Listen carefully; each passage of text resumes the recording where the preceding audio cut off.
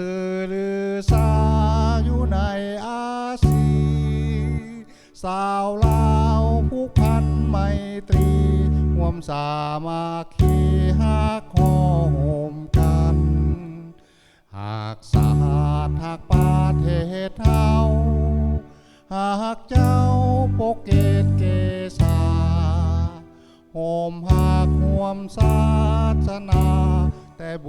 ราณมาหักษาดินแดนบ่ให้สัตว์ใดมาล้วนหาวีรบกวนญาติแย่งสิ่งเอาไผคืนเขามาลุนวายสู่จนตัวตายตานทานศัตรูสวยเสดสู้เลือดเนื้อเสื้อเผาฟื้นฟูกูเอาบรรเทาทุกข์การ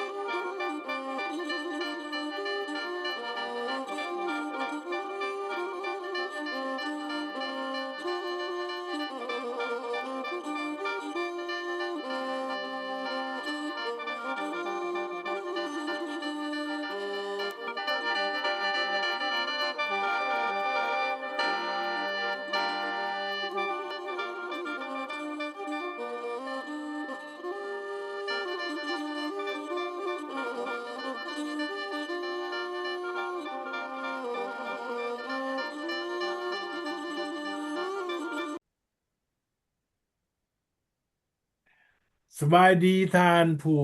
ชมและติดตามรายการของพวกเขารายการที่ท่าน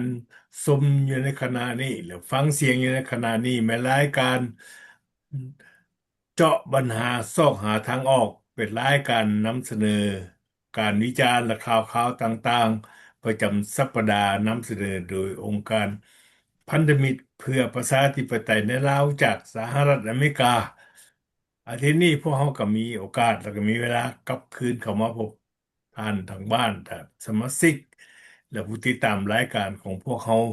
อีกเช่นเคยคณะจัดทัพของเขามื้อนี้ก็มี3 คนก็มีท่านไมโครแพงดีจากเมืองแซนดิเอโกแคลิฟอร์เนียท่านจันซีมณีวันจากเมืองรัฐนอร์ทแคโรไลนาเมืองร็อกกิงแฮมอ่าบริการเสียเวลา พอเรามีข่าวสำคัญมื้อนี้จะยกขึ้นมาสนทนาแลกเปลี่ยนความคิดความเห็นแต่ว่าก่อนจะถึง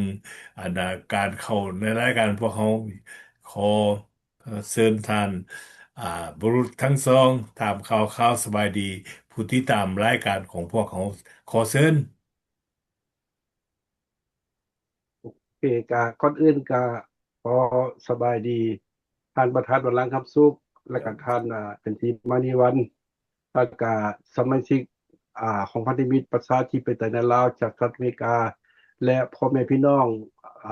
ลาวที่ติดตามรายการเนาะแรงมื้อนี้พวกเขากลับมาพบกันตามเคยรายการเจาะปัญหาซอกหาทางออกเนาะเอาค่ะก่อนที่เข้ารายการก็ขอเชิญท่านจันทรีทำสวัสดี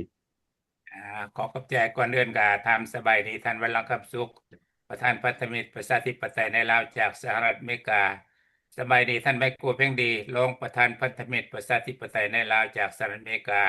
ข้าพเจ้าจันทร์ศรีมณีวันอยู่เมืองร็อกแฮมรัฐนอร์ทแคโรไลนาสหรัฐอเมริกาขอทำสบายดีพ่อแม่พี่น้องลาวอยู่ทั่วมุมโลกนี้แล้วก็สบายดีเพื่อนสมาชิกผู้ที่รักประชาธิปไตยต่อต้านรัฐเผด็จการคอมมิวนิสต์ประเทศลาว เอาที่ติดตามรับฟังรายการของพวกเราเนาะขอขอบใจที่ติดตามรับฟังรายการของพวกเราขอบใจเจ้า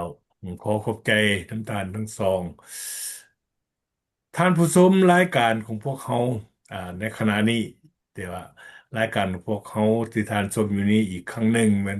รายการที่ห้องว่าเจาะปัญหาซอกหาทางออกเป็นรายการข่าวทางคันซิวาและออกทางโซเชียลมีเดียนี่เป็นเกี่ยวของเกี่ยวพันไปถึงเกี่ยวกับข่าวต่างๆโดยเฉพาะและมันอยู่ในสปปลาวขณะนี้ ในสัปดาห์นี้พวกเขามีท็อปิกอยู่สองท็อปิกใหญ่ที่จะนำมาเสนอท็อปิกที่หนึ่งมันเกี่ยวสำคัญหลายพวกเขาถือว่าสำคัญหลายเกี่ยวกันประกาศลงนามร่วมมือทางพลังงานปรมาณูของรัสเซียกับสปปลาวซึ่งออกในโซเชียลมีเดีย ข่าวที่สองสำคัญอีกอะเป็นเรื่องที่ว่าเขาจะขึ้นว่าข้ามกายบ่ได้ข้ามผ่านบ่ได้เป็นเรื่องเกี่ยวกับที่ว่าทานทองลุ้นศรีสุฤทธิ์ประธานประเทศเพิ่นกล่าวอยู่ในวาระของประชุมสำคัญของพรรครัฐเพิ่นนั่นแหละเกี่ยวกับเรื่องเพิ่นอธิบายถึงเรื่องพยาธิมีห้าแนวพยาธิมีห้าแนวเราจังได๋เราจะกลับขึ้นมาเป็นประเด็นที่สองที่เราจะเว้ากัน แต่เพื่อเปิดรายการของเฮาในมื้อนี้ข้าพเจ้าอยากมีคำเหตุโดยหนึ่งและพร้อมด้วยจะติดตามจากคณะจะทำรายการพวกเขาทั้งสองคนทานไมโครแพงดีและทานจนซีเขาร่วมบอกความคิดความเห็นถึงข้อจุดอ่อนจุดแขวแข็งหรือผลประโยชน์ที่จะเกิดขึ้นเกี่ยวกับโครงการสำคัญที่เพิ่นประกาศนี่แต่เพิ่นประกาศโครงการหรอกแต่ว่าบ่ฮู้ข้าพเจ้าเองบ่ฮู้ว่ามันสิเป็นโครงการสิเฮ็ดขึ้นได้บ่ หรือเป็นเพียงแต่ว่าเล่ห์กลเล่นการเมืองระดับโลกสิว่าซอยเอาหน้าเอาตารัสเซียเพราะว่ารัสเซียเดี๋ยวนี้ตกอยู่ในฐานะอันลำบากที่สุดคือในสงครามอยู่ในประเทศยูเครนแต่เวลาต่อไปนี้ข้าพเจ้าทั้งสามและก็ทั้งคณะของพวกเขาที่ใช้เวลาส่วนหนึ่งนี่แหละเว้าแล้วก็วิจารณ์เกี่ยวกับเรื่องอันน่ะโครงการร่วมมือพลังงานพัฒนาพลังงานปรมาณูขึ้นอยู่ในสปปลาวในต้นเดือนมิถุนาปี2026ที่ผ่านมาทางการลาวได้ประกาศเป็นทางการผ่านโซเชียลมีเดีย ออกทั่วโลกว่าลาวและรัสเซียได้เซ็นสัญญาทางการร่วมมือพัฒนาพลังงานปรมาณูทางสันติพิธีเซ็นสัญญาดังกล่าวนี้เซ็นกันในเมืองที่กรุงมอสโกวต่างหน้าลาวเป็นท่านมาลัยทองกรมสิทธิ์รัฐมนตรีกระทรวงอุตสาหกรรมและแรงงานฝ่ายรัสเซียก็เป็นท่านอเล็กซีลิคาเชฟ ต่างหน้ารัสเซียเพิ่นเองเป็นประธานบริษัทการร่วมมือพลังงานนิวเคลียร์ของรัสเซียการร่วมเซ็นสัญญาพลังงานพัฒนาพลังงานนิวเคลียร์นี่สัญญาดังกล่าวที่เพิ่นที่เฮาฮู้จักนี่มีผลบังคับใช้ในโครงการต้นตำอิดนี่แม่นรับผิดชอบ การออกแบบทุกขั้นตอนของโครงการร่วมพัฒนาพลังงานนิวเคลียร์นี้การตกลงสัญญารวมไปถึงขั้นตอนต่างๆและยุทธวิธีต่างๆเป้าหมายสำคัญสุดยอดอันสูงสุดทั้งหมดข้าพเจ้านำปัญหานี้ขึ้นมาก็เพื่ออยากยกระดับความเข้าใจมายังประชาชนลาวในประเทศ ส่วนแล้วก็อยากตั้งคำถามว่าโครงการดังกล่าวนี้ถ้าเป็นไปได้ตามแผนนั้นนะเฮาควรถามว่าประเทศลาวประชาชนลาวจะได้ผลประโยชน์อย่างตอบแทนคืนหรือประโยชน์ของชาติและของประชาชนแม่นแน่ใช่ตัวนั้น บ่ทันได้เว้าถึงเรื่องสิ่งท้าทายที่มีหลวงหลายอยู่ปัจจุบันนี้ ระบบดังกล่าวนี่ต้องการเทคนิคอันสลับซับซ้อนของการบริหารพลังงานนิวเคลียร์ที่มีความเสี่ยงสูงที่สุด โดยเฉพาะในทางวิชาการข้าพเจ้าขอเว่าล่วงหน้าได้เลยว่าระดับระดับการศึกษาของลาวนี่หรือด้านเทคโนโลยีนี่หรือเทคนิคนี่ความสำนาญนี่ลาวยังขาดเขินหลายที่สุดอย่างแสนสาหัสก็ว่าได้ถึงแม้ว่าตามสัญญาโครงการรัสเซียจะช่วยเหลืออบรมบุคลากรโดยผ่านระดับการศึกษามหาวิทยาลัยแห่งชาติลาวก็สิว่ามหาวิทยาลัยดงโดกกันแหละโดยจะเปิดโครงการสอนวิชาแขนงนิวเคลียร์ขึ้นท่านผู้ฟังและท่านผู้ชมที่เคารพรู้จักบ่ว่าการศึกษาวิชาเฉพาะเรื่องนิวเคลียร์นี่มีความต้องการปัญญาสูงใช้เวลาอย่างน้อยแต่ละคนน่ะนะเป็นสิบปีจึงจะสามารถผลิตผู้เชี่ยวชาญได้ผู้หนึ่งแน่นอนเว้าไปตามความเป็นจริงแล้วผู้เชี่ยวชาญรัสเซียเป็นร้อยๆจะต้องเข้ามาบริหารรับผิดชอบดำเนินโครงการดังกล่าวนี้ใกล้ชิดตลอดด้วยตัวเขาเจ้าเอง ซึ่งทั้งหมดนี่จะสร้างผลกระทบทั้งการเมืองระหว่างประเทศขึ้น โดยเฉพาะมันเกิดการคัดแย้งการเมืองขึ้นระหว่างรัสเซียและจีนแน่นอนอันเนี้ยเป็นอย่างบางสั้นปัจจุบันนี้แมันจีนเป็นอ้ายใหญ่เจ้าการทางเศรษฐกิจและการเมืองอยู่ในลาวมีอิทธิพลหลายสมควรพลังงานปรมาณูนิวเคลียร์เป็นพลังงาน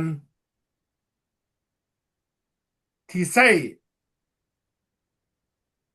ทั่วไปในประเทศกลุ่มอุตสาหกรรม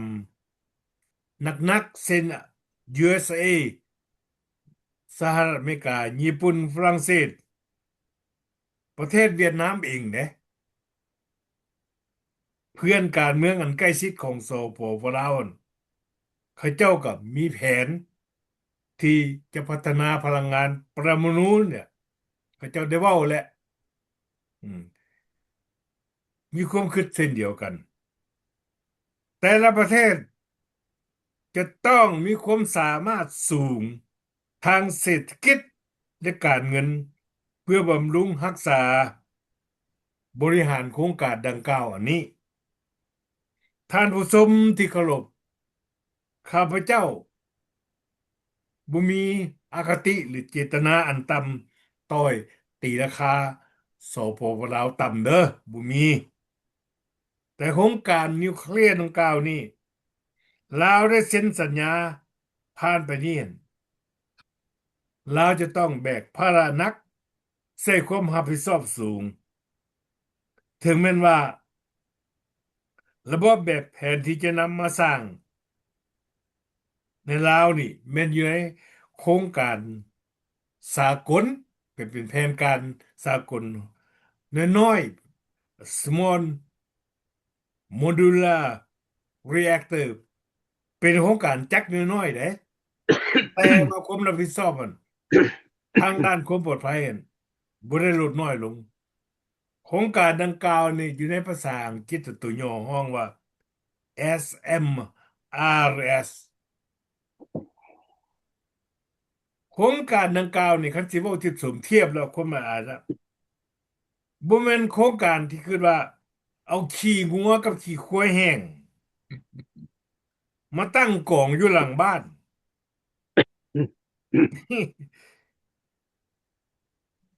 แล้วเอาผ้าปกไว้ขี้งัวขี้ควายแห้งหั่นก็จะก่อสร้างประโยชน์พลังงานให้ใช้ได้ มันบ่แม่นจังซั่นเด้อพี่น้องลาวเฮาเข้าใจให้ดีบ่แม่นขี้ควายแห้งกับขี้งัวแห้งไดเพื่อความทรงจำและเตือนสติว่าเรื่องจักรนิวเคลียร์โครงการนิวเคลียร์เนี่ยที่ตั้งขึ้นนะถ้าใช้ดีก็มีประโยชน์หลวงหลายที่สุดถ้ารักษาบ่ดีก็เป็นพยาธิตัวอย่างในปี1986เดือนเอพริลวันที่26โรงงานนิวเคลียร์ที่ห้องว่าตั้งอยู่เมืองเชอร์โนไบิล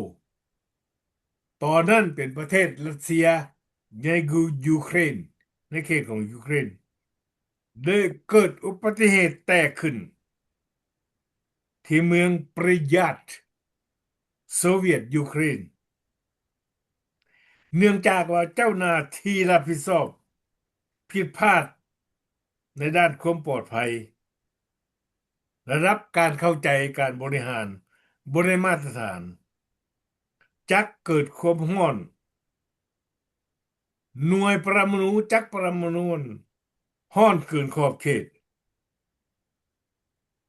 พนักงานปิดระบบน้ำทำความเย็นผ่านเข้ามาผิดบนการแก้ไขเกิดล่าซ่าความร้อนรุนแรงเกิดขึ้นเกิดระเบิดขึ้นฮู้จักบ่ท่านผู้ชมที่เคารพทางบ้านโรงงานดังกล่าวได้ถูกปิดลงผลสะท้อนเดี๋ยวนี้หั่นยังเกิดขึ้นอยู่ในบุคคลเขตจักดังกล่าวมีหน้ากว้างถึงพันกิโลเมตรกะเรที่อ้อมอยู่กันกับโรงงานดังกล่าวนี่ขึ้นยังใช้การบ่ได้ประชาชนถึงยกบังคับต้องได้บังคับต้องได้ย้ายหนีอีกจากสถานที่ดังกล่าวเหตุดังกล่าวหั่นนักวิทยาศาสตร์ได้กวดการและตัดสินได้ตีราคาแล้วบอกว่าอีก1,000 ปีคนยังเข้าไปอยู่หั่นบ่ได้คนเด้อเรื่องสัตว์กันบ่เว้าเรื่องสัตว์เรื่องหยังเรื่องหนึ่งต่างหากแต่เรื่องคนเข้าไปอยู่บ่อันบ่ได้เพราะว่าหยังเพราะว่ากำมีก็มัดน่ะปรมาณูหั่นน่ะมันเป็นรังสีของมันน่ะนะแรงหลายที่สุดเข้าไปอยู่บ่ได้อันนี้เป็นเรื่องที่สำคัญที่พ่อแม่พี่น้องประชาชนลาวเฮาต้องรู้จักแล้วก็เข้าใจความอันตรายของพลังงานปรมาณูแต่ขอให้ขึ้นเบิ่งสภาพตัวจริงและความปลอดภัยของพวกท่านที่จะประเสริญและเสี่ยงภัยประเทศลาวเป็นประเทศน้อยๆถ้าโรงงานดังกล่าวเกิดระเบิดขึ้นลาวสิไปอยู่ไส อืม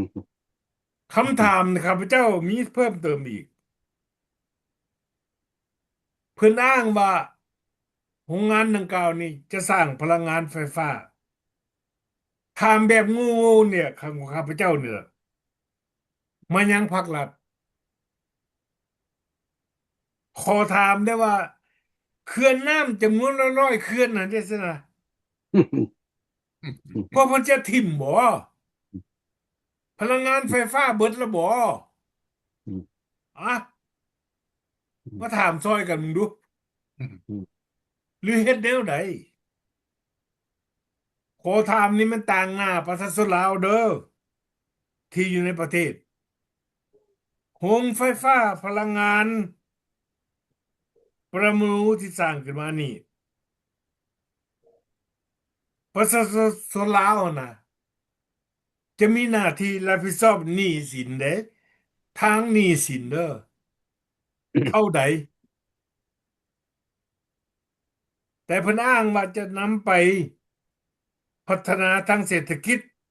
และทางสาธารณสุขในลักษณะแบบใดขอให้ท่านผู้ที่รับผิดชอบโครงการดังกล่าวนี้อย่างแท้จริงให้แจ้งบอกรายละเอียดเพิ่มเติมขึ้น ให้ประชาชนลาวรู้จักและก็รับทราบนำแล้วก็ถามเพื่อนประเทศข้างเคียงกันว่าเขาเจ้าคิดแนวใดข้าพเจ้าเองพวกเขาเองบ่อยากเห็นปัญหาซ้ำเติมจะเกิดขึ้นภารกิจทางเศรษฐกิจทั้งหนี้สินที่ปกคลุมขอสร้างความหนักหน่วงทางเศรษฐกิจผลสะท้อนทางเศรษฐกิจให้แก่ประชาชนลาวในปัจจุบันตัวอย่างมันโครงการรถไฟความไวสูงของจีนที่ได้สร้างกันแล้วเดี๋ยวนี้หั่นหนี่กำลังใช้ยังบ่เบิดเทื่อโครงการดังกล่าวนี้หั่นเจ้าหนี้สินมาให้ประชาชนลาวหลายส่ำใดขอฝากคำถามนี้มายังภาครัฐที่รับผิดชอบบริหารประเทศขอขอบใจขอเชิญทานเป็นผู้เพียงดีและทานจะสีออกความคิดเพิ่มเติม โอเคเนาะก็ขอบใจท่านวรังก์เนาะ ก็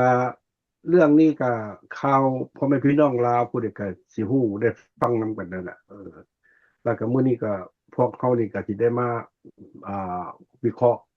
เนาะแล้วก็สนทนากันเติม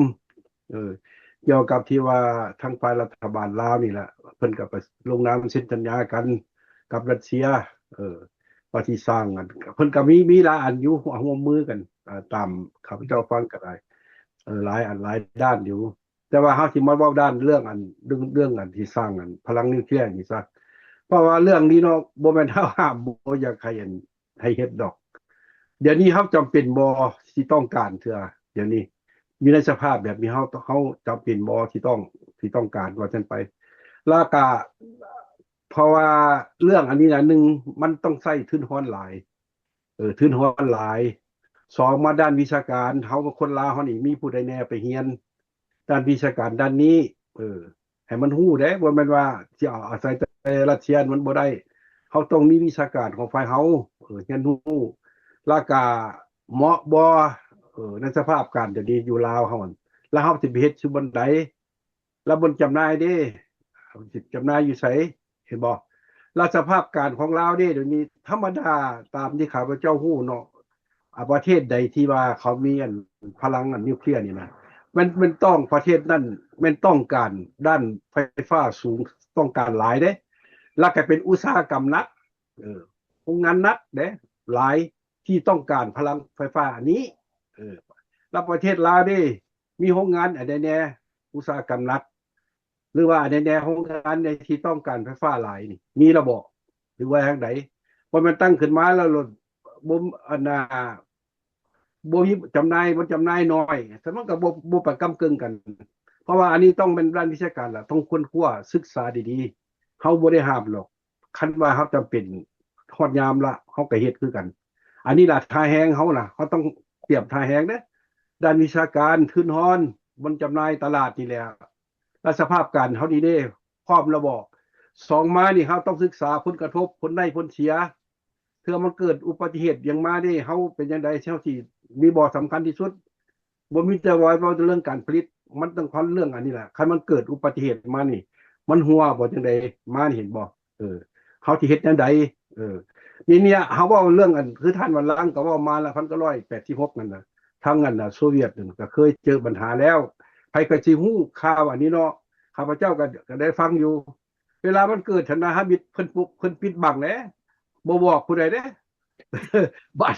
สิเอาบ่รอดแล้วได้บ่ขอความช่วยเหลือจากอเมริกาเด้พ่อพี่น้องเราได้บ่ขอความช่วยเหลือจากอเมริกาพ่อพี่น้องไปซอยเด้จังหวัดเอาอยู่ได้ดิเด้อันนี้แหละเอาเว้าความจริงให้ฟังแล้ววันนี้หั่นถ้าว่าสำหรับรังสีของมันนี่นะมันอันตรายที่สุดคือรัสเซียอันเป็นมาแหละเดี๋ยวนี้บริเวณนั้นผู้ใดบ่มีผู้ไปใกล้1,000 กว่ากิโลเมตรบ่มีไปใกล้ยังใช้การบ่ได้ตัวนี้แหละรังสีตัวนี้แหละอันตรายชัดสาว่าชิงกันไปใกล้บ่ได้แล้วพวกที่ว่ามีชีวิตที่ว่านี่ไปใกล้บ่ได้ยังห้ามยังระวังอยู่จักสิใช้เวลาดุลปานใดมันจักสิเบิดวันนี้ประเทศลาวที่ประเทศน้อยนี่สมมุติมันหัวมันยังขึ้นมาได้สิเป็นแนวใดอันนี้เฮาต้องคิดแน่พ่อแม่พี่น้องกับประเทศน้อยนึง เนาะบ้านเฮาน่ะอันนี้มันเราบ่อยากให้อันน่ะสร้างหรอกเขาต้องคิดอะไรดีๆอยากไว้แนวนั้นและอีกอันหนึงก็เฮาข่าวเฮาผู้ใดก็ได้ฟังมาเนาะ5-6 ปีผ่านมานี่เพิ่นก็มาเฮ็ดอันหยังพลังสะอาดนี่เด้อันน่ะเมียงอันน่ะกระแสไฟกำลังสะอาดอันลมมันนี่ด้านลมมันนี่ข้าพเจ้าเบิ่งก็คือว่าเห็นเพิ่นติดตั้งหลายบ่อนนะเด้แถบใต้พุ่นเอออันน่ะใส่พลังลมหั่นน่ะว่าอย่างซั่นใครก็เห็นฮู้ข่าวนำกันเนาะนี่แหละแล้วก็เคลื่อนน้ำเคลื่อนอันน่ะไฟฟ้าลาวก็เป็นร้อยๆสิเอาไปไว้ไสอยากว่าจังซั่นล่ะที่ไม่ให้สร้างกันนี้มันสิคาบกันหลายพุ่นสิเฮ็ดจังไดเนาะอยากว่าจังซั่นอยากให้ศึกษาวิชาการอยากให้ศึกษาลงลึกคักๆล่ะเจ้าคนเว้าบ่แม่นเฮาบ่ห้ามหรอกคันเฮาว่ามีความจำเป็นแท้สร้างสร้างให้มันก้ำกึ่งให้มันไปได้เฮาบ่ห้ามหรอกอันนี้ความเห็นของข้าพเจ้าเนาะก็สิมีเท่านั้นด้านนั้นน่ะเรื่องนี้เนาะขอขอบใจ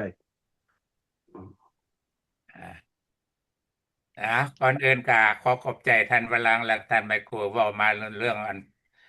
นิวเคลียร์ไฟฟ้านั่นคืออันผมเรียกว่าไปตกลงกับรัสเซียมานี่แปลว่าทั้งที่ว่าประเทศตนเองกับเพื่อนหลายๆมันก็หลายพอเหลือไส้เหลือจ่ายเหลือขายไปประเทศใดก็บ่มีบนจะซื้อแล้ว แต่ว่าไปตกลงกับรัสเซียมา แต่ว่าเพิ่นหันบ่คิดเบิ่งว่าอ่านักวิชาการของคนลาวหันมันมีหลายปานใดใช้การได้แล้วบ่หรือว่าจะให้รัสเซียมาเอายกทีมยกนั่นน่ะมาเป็นกลุ่มเป็นนั่นมาอยู่ประเทศลาวอีกเขาให้รัสเซียมาเครื่องหนึงจีนเครื่องหนึงมันก็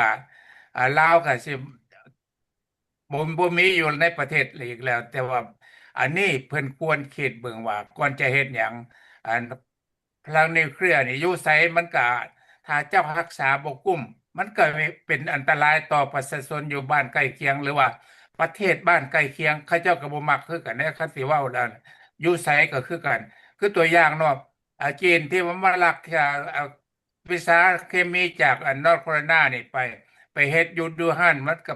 แตกไปหั่นมันเป็นจังไดล่ะพ่อแม่พี่น้องพญาติอันนั้น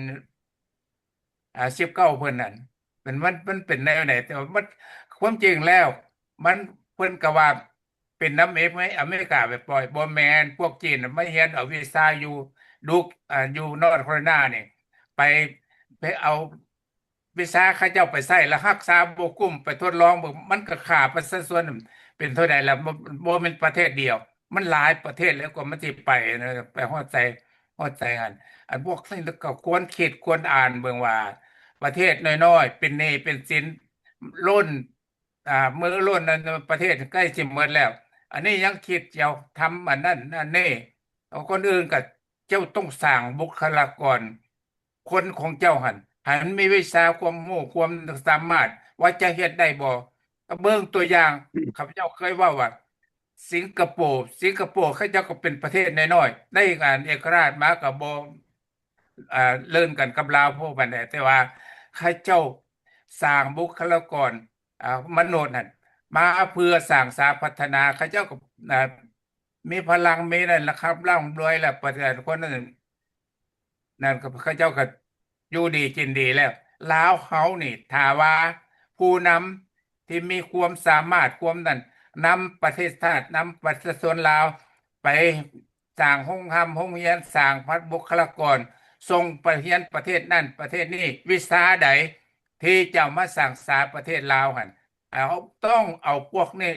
พวกหนมน้อยที่ว่าขอโทษ ให้ไปยามไปเรียนเอาวีซ่ามาพัฒนาประเทศชาติอันนี้ไม่แต่ว่าอยากดันร่ำอยากรวยมีแต่ภาคแต่รัฐประชาชนเว้าหยังบ่เชื่อประชาชนอันนี้ก็อ่าควรว่าถามประชาชนได้ว่าเขาจะเฮ็ดอันนั้นอันนี้แล้วประชาชนมีความเห็นดีแนวใดมีความคัดค้านบ่หรือแม่นแนวใดแต่ประชาชนอยู่ในหั่นแล้วเขาเจ้าก็ยังบ่มีบ่อนสิเฮ็ดอยู่ทำจีนแล้วปัจจุบันนี้ พวกท่านปกครองประเทศชาติมาได้10 ปีผ่านมาแล้วพวกท่านก็ควรคิดเบิ่งว่าจะเฮ็ดอันใดเอาลงมือทำอันใดอยู่ประเทศลาวหั่นเอาคือทางรถไฟทางด่วนทางหยังก็แม่นของกันนายทุนทั้งนั้นพวกท่านก็คิดเบิ่งว่าประเทศ ของประเทศลาวหั่นหรือของคนลาวมันมีอย่างใดนี่จะขอถามพรรครัฐหั่นเพิ่นให้หยังประชาชนมีความสุขหยังประชาชนนั่นขอขอบใจ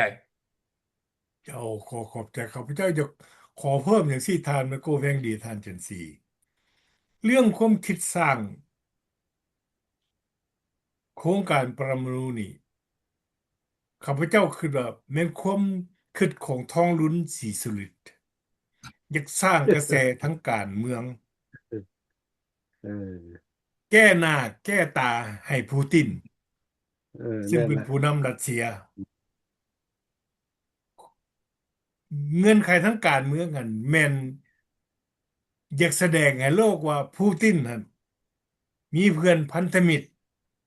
อยู่อืมบ่ได้อยู่โดดเดี่ยวโดยเฉพาะลาวนี่ก็เป็นพันธมิตรหนึ่งอีกเรื่องเนื้อแท้มาแล้วอะนะเดี๋ยวนี้นี่ปูตินเป็นผู้นำรัสเซียถึงเปิดสงครามในยูเครนน่ะได้4 ปีกว่าแล้ว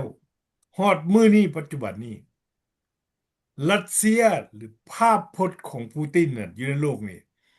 แมันถือความบาดมัดประเทศต่างๆที่เป็นพันธมิตรใกล้ชิดคือกันกับลาวนี่กับรัสเซียนี่เนาะกันบางประเทศนั้นได้ตีตัวออกห่างจากรัสเซียหลายแล้ว แสดงได้เหตุผลตัวนี้นี่มันเกี่ยวกับในวาระการเฉลิมฉลองไซสนะใหญ่ของกองกำลังคือว่าคือกองทัพรัสเซียจะเอาชนะเยอรมันนั่นวันที่9 เดือนเมษที่ผ่านมานี่เพิ่นเฉลิมฉลองวันดังกล่าวกันวันดังกล่าวนี่เป็นวันยิ่งใหญ่ที่สุดของรัสเซียแต่ละปีเพิ่นจะได้เชิญพันธมิตรของเพิ่นนั่นไปร่วมเป็นสิบกว่าประเทศพุ่นล่ะ พวกผู้นำชั่วร้ายมันเผด็จการนะอันน่ะเรื่องสังคมนิยมทั้งหมดล่ะปีนี้หันก็รายการพิธีปนนั้นธรรมดาแล้วต้องมันแก้รถซ่ารถถังจรวดต่างๆอันเฮือบินต่างๆบินเป็นชั่วโมงพุ่นล่ะโซเรื่องความอันน่ะเก่งกล้าของกองกำลังอาวุธของรัสเซียล่ะแต่ปีนี้บ่มีผู้นำที่เข้าไปร่วมมันอยู่นั่นมีแต่ผู้นำ ลาวทองลุ้นศรีสุริกับผู้นำบางประเทศเท่านั้นที่ไปร่วมและพิธีหั่นก็มีแต่ความยาวแต่40 นาทีถึงธรรมดาแล้วมันเปิดเป็นมืออันนี้เป็นเรื่องหนึ่งที่สำคัญที่สุดอยากให้ทานผู้ชมรายการพวกเขาพี่น้องลาวในของเราในประเทศที่ว่ารับและเรียนรู้ข้อมูลจำกัดจากภาครัฐที่เสนอบูจักอย่างบ่เข้าใจอย่างหมด กรณีนี้ก็เช่นเดียวกันกรณีเรื่องที่ตั้งโรงงานปรมาณูเนี่ยนิวเคลียร์นี่นะแม้นเป็นการแสดงออกบทบาทของทงรุนที่อยากจะกอบกู้เกียรติของปูตินถ้าเป็นแผนดังกล่าวกอบกู้แผนของปูตินนี่นะพี่น้องลาวเอ้ยบ่ต้องไปอันนั้นดอกคันซื้อเลขก็แจ้งโลด พูตินนี่เดี๋ยวนี้ยังบ่มีสิทธิ์นอนกลางคืนยังบ่ได้นอนอยู่เรือนตัวเองนะยังเลือกลี่ว่านอนเจาะหูอยู่คือหูกบนี่นะย่านความปลอดภัยอะไรเดี๋ยวนี้รัสเซียพูตินนั่นนโยบายสงครามอยู่ในยูเครนนั่นหมายความว่าคันสิว่าเราถอยหลังล่มละลายนักแหละ3 มื้อที่จะเข้ายึดเอายูเครนนั่นกลายมาเป็น4 ปีไปแล้วก็เท่านั้นแหละข้าพเจ้าอยากขอเพิ่มเติมเด้อมันยังพ่อแม่พี่น้องประชาชนลาวของพวกเขาท่าที่ว่าอยู่ในแผนการของท้องรุ่นสีซื้ออยากจะกอบกู้เอาหน้าเอาตาปูตินผู้นำรัสเซียปัจจุบันนี้อันเป็นเกมที่ล่มเหลวและจะนำความหายนะมาสู่ลาวอีกเกมหนึ่งอีกเมื่อเดียวดังกับโครงการความไฟทางรถไฟความไฟสูง ว่าแมันผู้ใดได้ประโยชน์บ่ได้ประโยชน์พี่น้องเราวฮู้จักเองทางรถไฟความไว้สูงแล้วมันจีนเก็บเงินแล้วก็ได้เงินแล้วก็ลาวเป็นหนี้ก็ขออ่าวัฒนมีอย่างอีกต่ออีกบอกก่อนเฮาสิก้าวไปหาทอปิกใหม่อันว่าอยากเพิ่มอันหนึงเพิ่มอันหนึงเชิญเลย หลังจากเพิ่มเกี่ยวกับเรื่องนี้เนาะอ่าผู้ใดก็สิได้ยินนํกันแล้ววังท้ายปีหาต้นปีนี้ข่าวว่าก็มิงออนไลน์ในพม่าเนี่ยมิงออนไลน์เด้ก็สิก็ไปหาปูตินคือกันก็จะเฮ็ดแบบคือลาวนี่ล่ะแต่ว่าบัดไปกลับมาแล้วนี่พวกประเทศอ้อมแข้งเขาโจมตีเขาเอาไว้เด้ไทยบ่อินโดนีเซียบ่มาเลเซียบ่อันน่ะสิงคโปร์บ่อันน่ะจีนบ่เขาเจ้าเว้าเด้เขาบ่เห็นดี อืมเขาบ่เห็นดีสร้างบ่เห็นดีนำมัน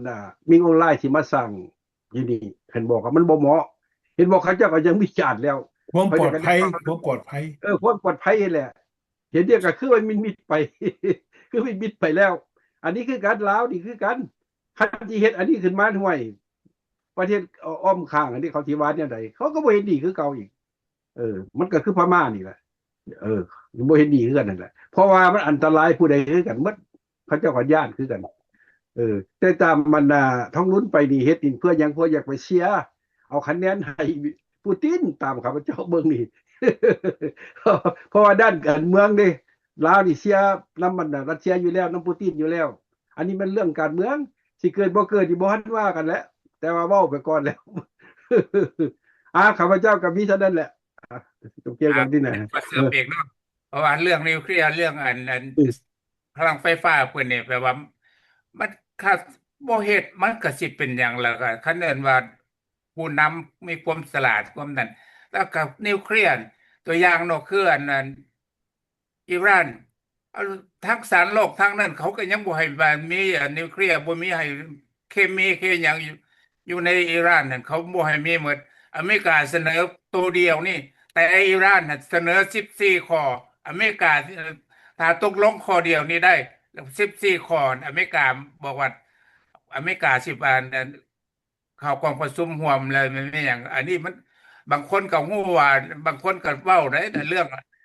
อิหร่านกับอเมริกาว่าอเมริกายอมอิหร่านแล้วอันนี้มันพ่อแม่พี่น้องที่ติดตามรายการต่างๆอันให้เอาไปพิจารณาเบิ่งก่อน ว่าข้างใดมันเป็นข้างใดนะอันนี้ก็อยากขอฝากขอฟังพวกนักข่าวหรือว่าผู้รับฟังติดตามรายการแต่ละช่องละช่องกันออกมามันบ่คือกันเด้อพ่อแม่พี่น้องให้พิจารณาเบิ่งก่อนอันนี้ขอฝากให้เอาไปคิดไปอ่านเนาะเอาขอบใจเจ้าก่อนเฮาสิ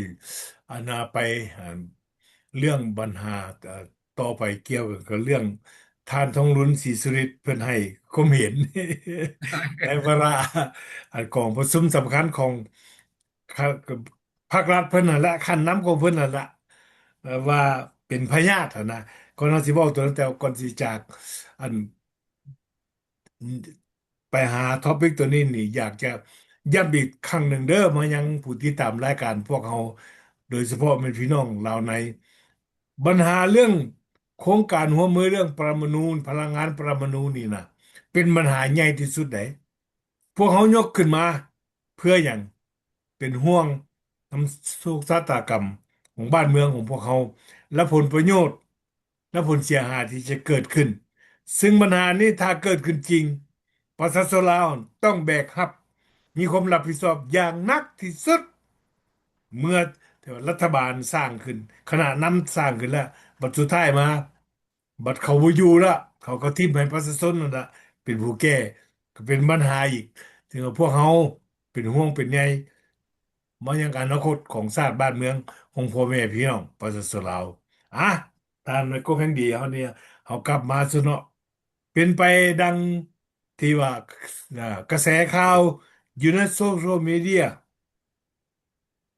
ทานทองรุ่นศรีสุฤทธิ์ประธานประเทศลาวอั่นเพิ่นได้เว้าในลักษณะเตือนสติคณะภาครัฐของเพิ่นนั่นเองเพิ่นบ่เตือนเพิ่นหรอกคณะเพิ่นเตือนคณะของเพิ่นนั่นเองเอาว่าเดี๋ยวนี้มีห้าพยาธิอะนะมีอย่างแน่ห้าพยาธิที่ข้าพเจ้ากำได้นี่เป็นพยาธิหนึ่งพยาธิซ้อราษฎร์บังหลวงบ่แม่นพยาธิอันน่ะ ยังก็อัญญาสิทธิ์อัญญาชิตเอออัญญาชิตพญาที่หนึ่งอัญญาสิทธิ์นี่หมายความว่าเป็นนายใหญ่แล้วไผเข้าใกล้บ่ได้แล้วอันนี้น่ะพญาที่สองโสราชบังหลวงพญาที่สามแสวงหายศถาบรรดาศักดิ์อ้าวพ เว้าไปแล้วสี่เสื่อมอุดมคติเสื่อมการเมืองบ่มีความก้าวหน้าเพิ่นว่าน่ะแม่นซันตัวเนาะท่านแม่ครูบ่นักเออแน่นในด้านที่การเมืองห้าเออเอื้องอิหยังก็เอื้องอิงขาดการเรื่องอิงความคิดประดิษฐ์สร้างเพิ่นว่าน่ะเออเออเรื่องอิงมันลูกเจ้าหลานนายเออเรื่องอิงเป็นอันนี้นี่เจ้าหลานนายแม่นห้าข้อพญาต อันนี้ข้าพเจ้าสิบ่เอาต่อจากขอให้ท่านแม่ก็เป็นดีออกคำท่านจะสิออกความคิดก็เห็นด้วยเม่นพญาอหย่างแท้มีห้านี่เออแต่ข้าพเจ้าคิดว่านี่มีหลายอยู่ในสปปลาวปัจจุบันนี้คณะภาครัฐนั้นมีหลายก็ห้าพญาตแต่ว่าอาจารย์ฟันธงกันมึงดูห้าพญาตมันนี่มันเป็นจังไดขอเชิญโอเคขอบใจท่านวันหลังเนาะ เจ้า ก็ผ่านมาเพิ่นบริหารบ้านเมืองมาได้50 ปีแล้วพ่อแม่พี่น้องเราวก็หาก็ได้ยินนี่แหละ ว่าพญาติมีพญาติว่าซั่น ธรรมดาพญาตินี่เนาะมันค่าคำเป็นพญาติดีเขาก็ต้องมียากินหรือไปหาท่านหมอละหาด็อกเตอร์ล่ะด็อกเตอร์ที่กวดเบิ่งแล้วก็พญาติอีหยังเพิ่นก็สั่งยาเนาะเป็นจังไดพญาตินี่มันน่าแฮงบุเรือแนวใดแต่ว่าพญาติของสปปลาวนี่ต่างเว้ยฟังแล้วต่าง ต่างหมู่เด้ออัน หาพญาตินี่เพราะว่า อย่าต่างเนาะเป็นบทชี้นำลำพาของสหายทองรุ่นนั้นเพิ่นเป็นประธานเพิ่นกล่าวอยู่ในห้องการประชุมทั่วประเทศครั้งที่12ที่ผ่านมาเนาะอันนี้นี่ไผก็ได้ฟังนำกันเบิดบัดนี้ตามข้าพเจ้าเบิ่งแล้วนี่ว่าพญาติจังซี่นี่ปัวบ่ได้ข้าพเจ้าว่าปัวบ่ได้ปัวยากด็อกเตอร์ไปหามึงรถจักเชี่ยวชาญผู้ใดสิปัวพญาติอันว่าอันคือท่านวันหลังว่ามานี่มันปัวยาก มีด็อกเตอร์ผู้ใดเรียนจบด้านนี้อยากถามคืออันที่หนึ่งนี่แหละเพิ่นว่าเรื่อง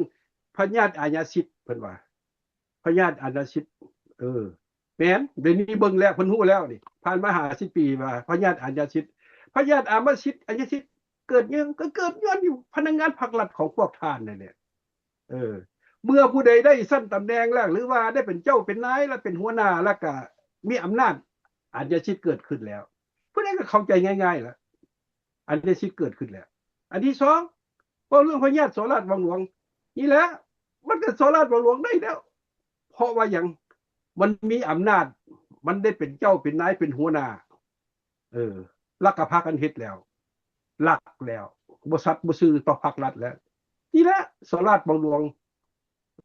คือเพิ่นว่าว่าละเลี้ยงม้าก็กินขี้ม้าเลี้ยงช้างก็กินขี้ช้างกันแม่นแท้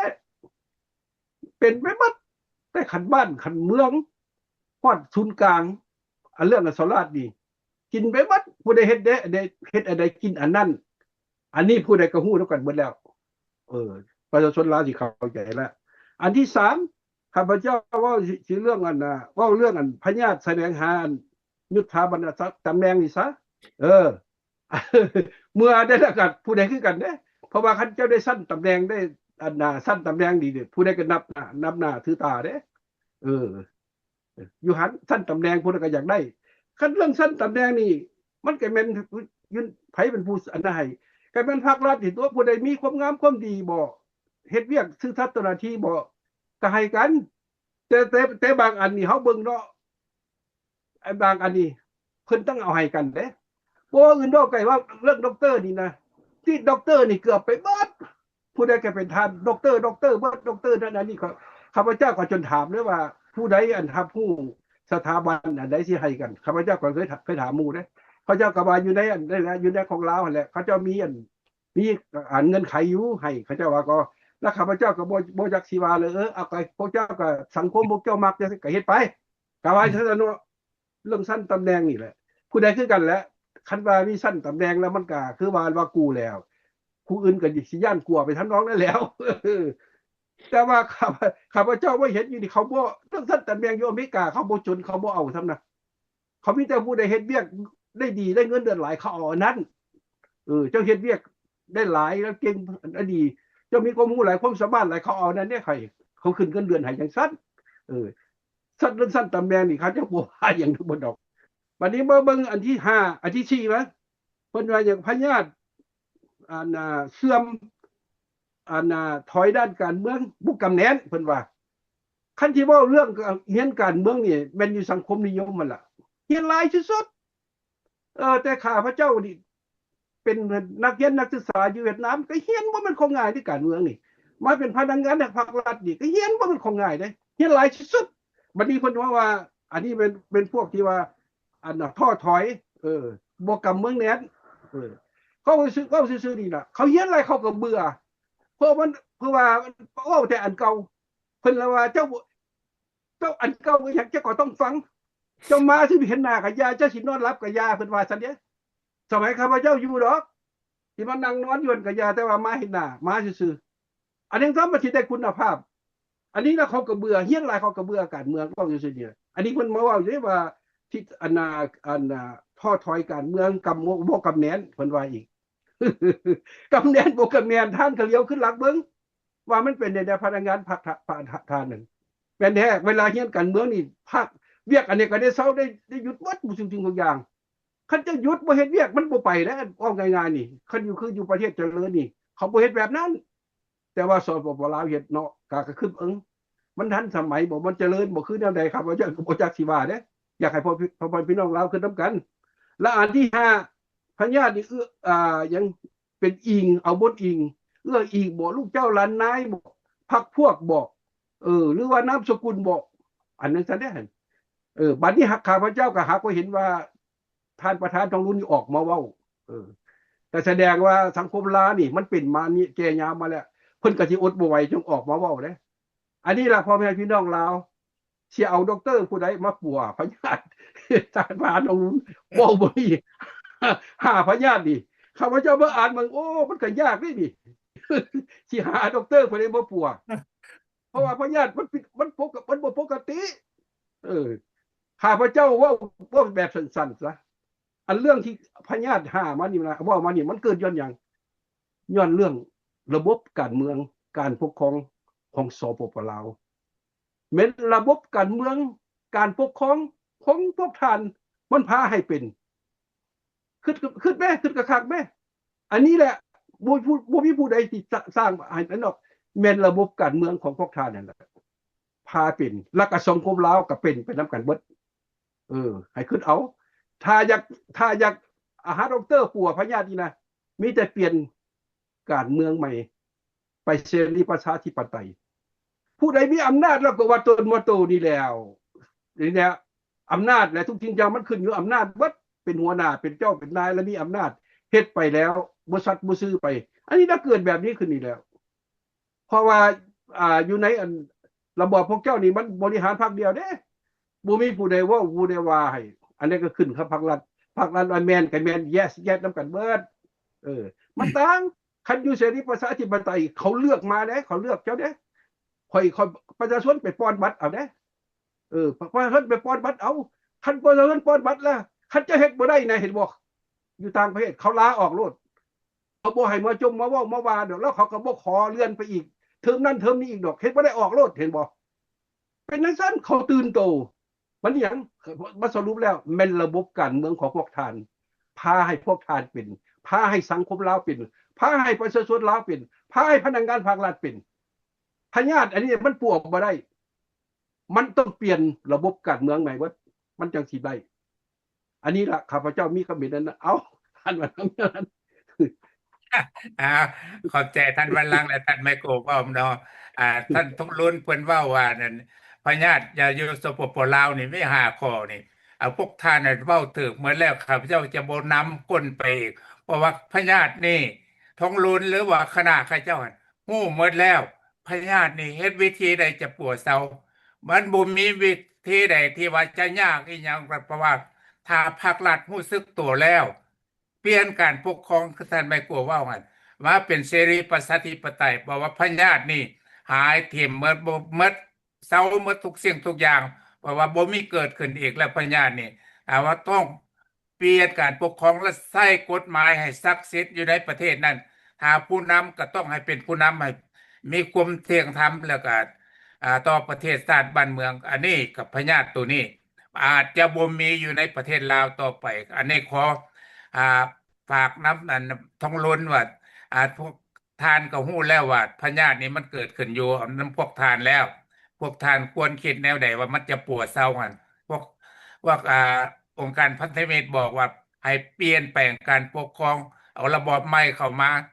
ให้ผู้มีสิทธิ์มีอำนาจทัดซื่อต่อประเทศชาตินั้นปกครองประเทศชาติต่อไปเอาแต่มิเท่านั้นแหละ ขอบใจน้ำทานมากู้เพลงดีแล้วก็ทานเจ็ดสีข้าพเจ้านี่ก็มีความคิดอยากเพิ่มเติมแบบเดียวต่อทานไมโครแหละต้นต่อของพยาธิเพิ่นเว้านี่นะมันก็มาจากเกิดจากระบอบการปกครองอันสังคมนิยมเพิ่นน่ะแหละ เจ้าค่อยอืมสร้างผลพวงห้าข้อที่ท่านประธานประเทศท้องรุ่นศรีสุริตได้ยกขึ้นมากล่าวเตือนกันอยู่ในวาระกองผสมของภาครัฐของเพิ่นน่ะข้าพเจ้าหันแห่งมีหลายพญาติกว่านั้นอีกอยากจะเพิ่มใจทานกูแห่งดีแต่ว่ากับบ่ขอขยายความต่อให้เพิ่นดอกแต่ว่าอยากมาเว้าอัน ห้าพญาตินี่นะเหตุผลเนี่ยที่ข้าพเจ้าคิดว่าแบบเดียวกับทานไมโครแพงดีกับทานจะสีหรือเปล่าเนี่ยข้าพเจ้าเห็นหนังสิข้อที่หนึ่งพญาติอัญญาสิทธิ์นี่นะเกิดจากอย่างอันนี้ว่าเรื่องนะจากมนุษย์คนนั่นนี่นะเห็นตัวใบย่องยออันนี้ก็ใบย่องยอใบย่องยอต่อมาก็เรียนการติดตะเบิกกันนะตั้งแต่ตะเบิกลงเพียงก้อนหัวเขาคันได้ติดได้ใบย่องยอหลาย แล้วติดกาเรียนการเพิ่นเที่ยวให้กันหลาย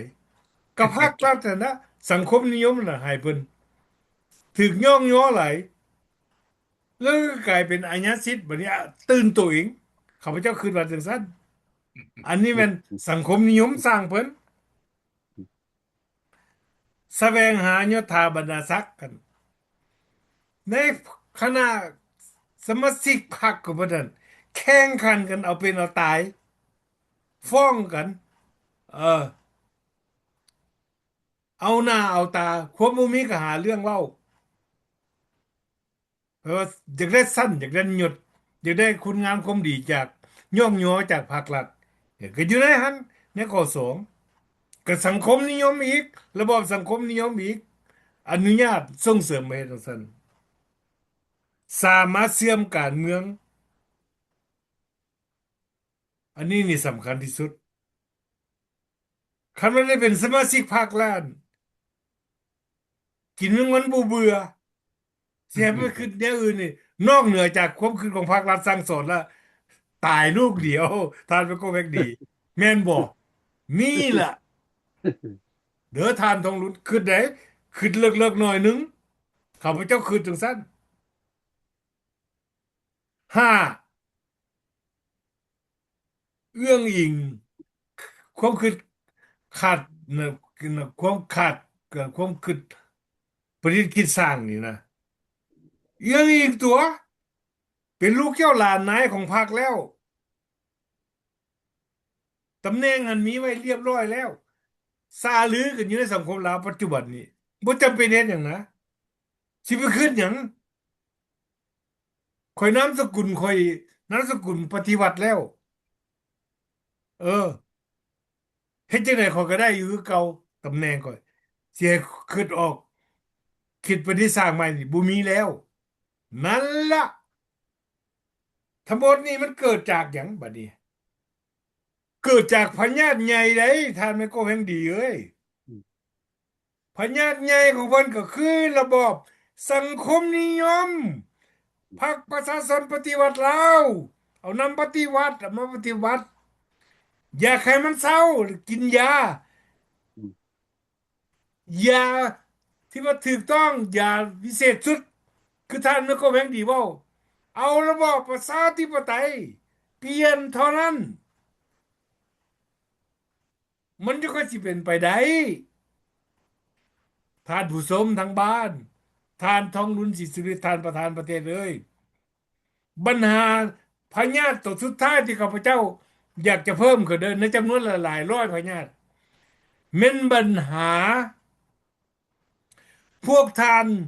ยอมรับความจริงบ่ได้อยู่หันฟังคักๆได้หัวน่ะผู้มีความหวังดีเสนอดี พวกท่านปิ้นความเว้าหาว่าเขาเป็นปฏิการบุมีความจงรักภักดีต่อประเทศชาติเป็นคนขายชาตินี่ล่ะความจริงรับได้บ่ฮอดมื้อนี้ครับ50 ปีแล้วที่พวกท่านกำอำนาจมานะท่านรับความจริงได้บ่คันถ้าท่านรับความจริงได้พญาติตัวนี้นี่ล่ะแก้บ่มีปัญหาเปลี่ยนระบอบปกครองจากสังคมนิยมมันมาเป็นระบอบหลายพรรคประชาธิปไตยเท่านั้นแก้ไขปัญหาได้หลายแนวปัญหาที่ทานพันเซินซุมือนี่จะเปลี่ยนไปหลายนะเพราะว่าอย่างพอปล่อยให้ประชาชนเข้าร่วมบริหารประเทศนำเพราะนั้นข้าพเจ้าจะเว้าสำหรับเรื่องพญาติ5 ตัวที่เพิ่นเว้านี่นะไมโก้กัปตันจะสีมีอย่างอีกบ่บ่จะอาเบียดอันหนึงเว้าหน่อยหนึงเออเชิญเรื่องเลยอนุญาตมีเวลาอยู่ เออ เอาคักๆรอบมื้อนี้ เรื่องเรื่องอันนี้นะให้ท่านท้องรุ่นนั่นมันบ่ได้ยากผู้สิมาปัวเรื่องนี้ยาบ่ที่เป็นด็อกเตอร์ท่านหมอนี่แม่นประชาชนลาวหั่นถามเขาโลดเป็นพยาธิอันนี้เอาหยังยาหยังมาปัวถามประชาชนลาวหั่นเออได้ถามกันยังเว้าได้ว่าให้ฟังประชาชนเด้อให้ฟังประชาชนเด้ออยู่ถามประชาชนลาวหั่นน่ะรับถ้าได้บ่ล่ะพยาธิเอายา บัดนี้เนาะรับได้บ่ไมท่านไมโก้ นั่นล่ะพญาติ พญาติเอายาหยังมาปัวถามประชาชนลาวหั่นเขาฮู้ที่ปัวเอายาจังอันใดเขาฮู้ท่านก็ฮู้ยังฮู้ว่าให้ฟังประชาชนเด้อฟังประชาชนอยู่เห็นบ่ประชาชนลาวหั่นน่ะสิแนะนำสิบอกสิเอายาวิเศษมาให้ปู่ทานได้ อย่าเอาซื่อๆนี่ล่ะเอามีเท่านั้นท่านว่านั้น ถ้าจะถ้าจะเอาสิกับเด้ไปแล้วพญาตินี่เนี่ยคันเปลี่ยนได้มันก็เซาหมดนั่นแล้วพญาติถ้าเปลี่ยนแปลงการปกครองได้มันพญาติมันบ่มีแล้วพญาตินั่นน่ะใครท้องรุ่นเพิ่นเอาไปคิดไปอ่านเบิ่งได้ว่าเอาเว้ามาเขาฮู้จักแล้วว่าพญาติน่ะเป็นแนวใดเป็นแนวใดอันนี้มันก็ฮู้สึกแล้วครับเพื่อประเทศชาติเพื่อประชาชนนั่นก็ควร เฮ็ดได้แล้วพวกท่านมีอำนาจมา50 กว่า ปีผ่านมาแล้วควรเปลี่ยนแปลงแล้วก็ประเทศชาติจะเป็นทำนองใดแล้วก็อันใดแนวมันสิดีต่อประเทศชาติต่อประชาชนนั่นพวกท่านก็ฮู้ดีแล้วก็ควรปฏิบัติถ้าว่าตัวใดมันดีตัวใดมันบ่ดีพวกท่านก็ฮู้แล้วอันนี้เฮาก็บ่อยากซ้ำอีกหลายความเนาะเอาขอบให้ความคิดความเห็นเท่านั้นแหละขอบใจโอเคท่านผู้ชมทั้งบ้านที่เคารพรายการที่ท่านชมอยู่ในขณะนี้แม่นรายการประจำสัปดาห์ห้องว่ารายการเจาะปัญหาซอกหาทางออกนำเสนอโดยองค์การพันธมิตรเพื่อประชาธิปไตยลาวจากสหรัฐอเมริการายการมื้อนี้พวกเขาเป็น2 ประเด็นใหญ่ที่ว่านำมาเสนอที่ผ่านมาก็แม่นหนึ่งเกี่ยวกับโครงการหัวมือพัฒนาพลังงานปรมาณูขึ้นอยู่ในสปปลาวโดยการหัวมือระหว่างรัสเซียและสปปลาวเป็นโครงการที่มีความสำคัญยากที่จะบริหารขอนำเสนอมาเพื่อจะถามประชาชนลาวว่าเดี๋ยวนี้ สปปลาวมีความเตรียมพร้อมแล้วบ่ที่จะรับผิดชอบนักหรือว่าในด้านความปลอดภัยและค่าใช้จ่ายต่างๆสองมาปัญหาที่เฮายกขึ้นมาบ่ในวันนี้แม่น5 พยาธิที่ท่านประธานประเทศท้องรุ่นศรีสิริได้กล่าวขึ้นวาระกองประชุมสมาชิกสำคัญของพรรคของเพิ่น ว่ามีความมาเตือนกันสติกันว่า เขาจะแก้ไขแนวใดเพื่อแนะนำกัน แต่พวกเขาก็ได้ออกร่วมออกความคิดความเห็นว่าการแก้ไขอันมันเป็นจังไงมันขึ้นอยู่กับภาครัฐขณะนั้นมันเอง เวลามื้อนี้รายการของพวกเขาในหมดลงแล้ว พวกเขาทั้งสามคนข้าพเจ้าเองวันลังคำสุขจากโพร์ตแลนด์ออร์แกนท่านไมเคิลแพงดีจากเมืองเซนดิเอโกรัฐแคลิฟอร์เนียท่านจันซีมณีวันจากเมืองร็อกกิงแฮมรัฐนอร์ทแคโรไลนาทั้งสามขอลาท่านไปก่อน ทุกคนจงมีความสุขสมหวังโชคดีพ่อกันใหม่โอกาสหน้าสบายดีสบายดีสบายดี